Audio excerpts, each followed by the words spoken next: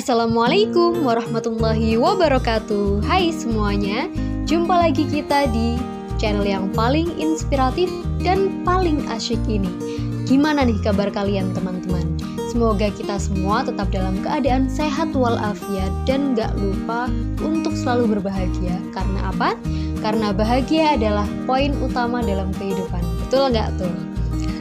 Jadi dalam kesempatan kita kali ini, channel ini akan menceritakan suatu kisah yang masih tentang dunia Islam, yaitu Islam Nusantara, yakni kisah Kiai Haji Hasyim Asy'ari menggendong Nabi Khidir.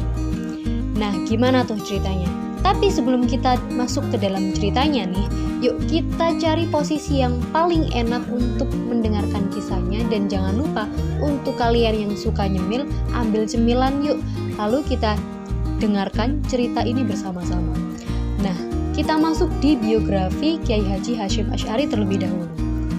Hadratus Syekh Kiai Haji Hasyim Asy'ari lahir di Gedang, sebuah dusun kecil di utara kota Jombang.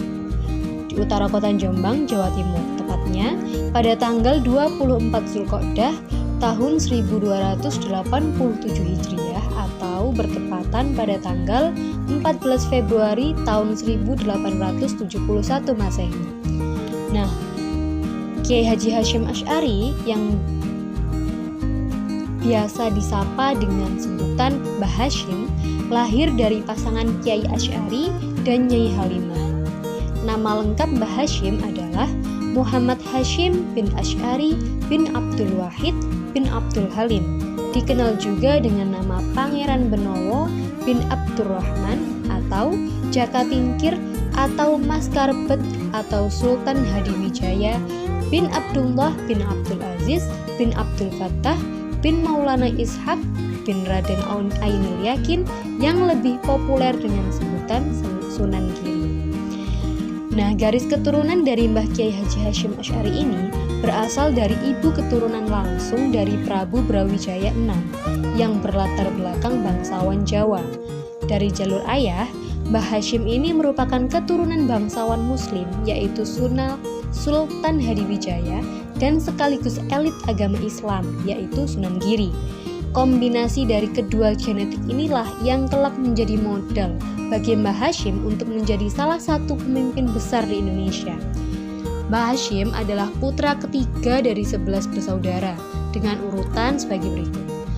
Yang pertama Nafi'ah, yang kedua Ahmad Sholih, yang ketiga Muhammad Hasyim, yang keempat Rodiyah, yang kelima Hasan, yang keenam Anis, yang ketujuh Fatonah, yang kedelapan Maimunah, yang kesembilan Maksum, yang ke-10 Nawawi, dan yang ke-11 adalah Adnan.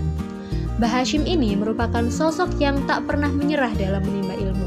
5 tahun beliau berada dalam pendidikan dan lingkungan kakeknya di pesantren Gedang. Dilanjutkan dengan 10 tahun dalam pola pendidikan ayahnya di pesantren Keras Jombang. Mbah Hasyim memberanikan diri pamit kepada orang tuanya untuk mencari ilmu di pesantren Wonorejo Jombang, pesantren Wonokoyo Probolinggo, dan pesantren Langitan Tuban. Kemudian, beliau juga melanjutkan ke pesantren Tenggilis di Surabaya, pesantren Kedamangan Bangkalan di Pulau Madura, pesantrennya Mbah Kholil, dan pesantren Siwalan Panji di Sidoarjo. Kiai Hasyim menggendong Nabi Khidir. Kita masuk di ceritanya. Nah, kisah ini terjadi ketika Kiai Hasyim saat masih muda. Hasyim muda ini masih menjadi santri dari Mbah Kholil.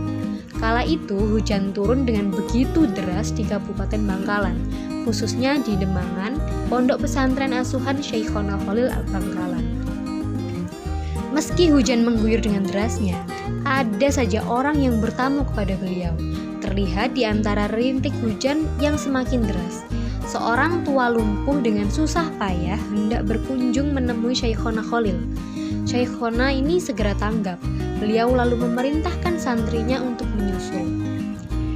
Syekhona Kholil bertanya, "Adakah di antara kalian yang mau menggendong dan membawa tamuku di luar sana itu?"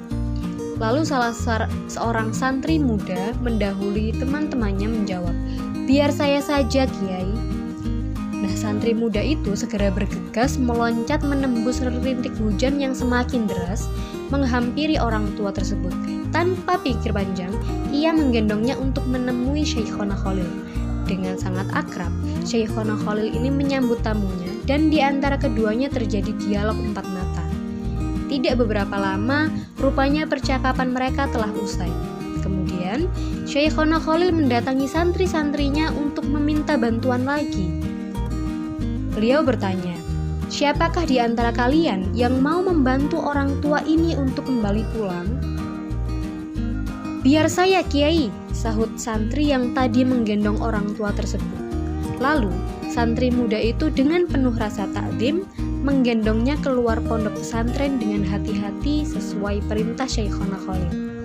Setelah santri dan tamu tua itu keluar dari kawasan pesantren, Syekhona Khalil berkata kepada santri-santrinya yang lain, "Santri-santriku, saksikanlah bahwa ilmuku telah dibawa oleh santri itu."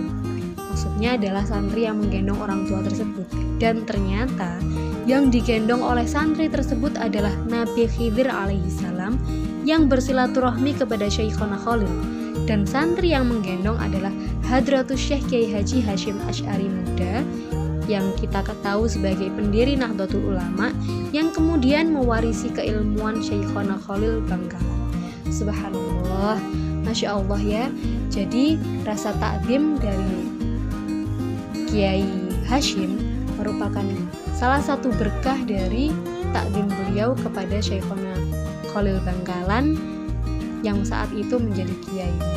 Jadi rasa takdim antara murid ke guru tentu saja membawa berkah tersendiri.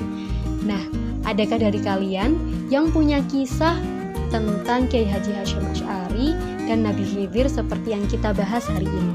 Mungkin kita bisa dialog nih di percakapan komentar di kolom bawah. Jangan lupa like, share, dan subscribe untuk teman-teman kalian yang interest dengan pembahasan Muslim Nusantara ini.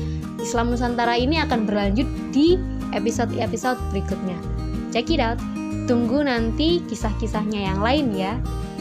Kita jumpa lagi di lain kesempatan. Kita akhiri di sini. Wassalamualaikum warahmatullahi wabarakatuh. Sampai jumpa.